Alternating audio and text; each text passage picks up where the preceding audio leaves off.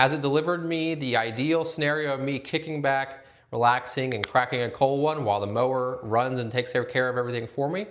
Let's talk about it. Now there's multiple modes you can send the mower off into to run and mow your yard. There's automatic mode, which uses the same setting to run through your entire yard in one go. And there's an areas mode, which then uses the individually tailored settings per those areas to run in. That's what I prefer to run the mower in, since our front yard and our backyard is so different.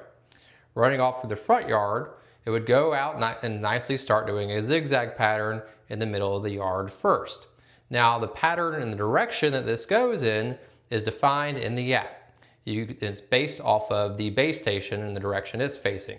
It gives you a compass to finally dial in the degree that you want the direction to go to. There's height settings for what height you want the grass mowed at, which is great for our yard since the front yard is much different than the backyard. There's also a speed setting. In our front yard, I have it on the slower speed setting since it's much denser grass. And I also went into the app and defined areas where I found the mower was getting stuck a lot. This was things like tree roots, rocks, things like that. And with those settings dialed in, I've mostly let the mower run and do its thing in the front yard. It kind of just went out, did its thing without any hiccup.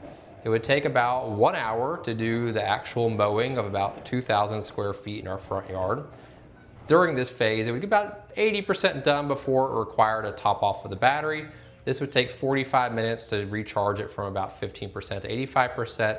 So all in all, you're talking about 1 hour and 45 minutes to do 2,000 square feet, which I don't consider to be too bad.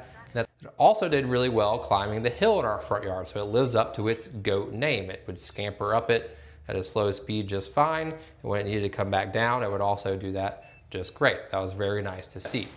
Now the edge mowing that it would do was actually very impressive to see. It would nicely follow along the edges, especially along our curved flower beds. It would automatically adjust to follow those. But it had a little bit of trouble with kind of the 90-degree corners where it needed to turn through. It wouldn't kind of go off and cut back, and that would leave a little stripe of grass missing on the inside there. So don't quite throw away your weed whacker yet. You have some little touch-up areas. Now with all those things in mind, is the Ecovacs Go A2500 RTK worth it?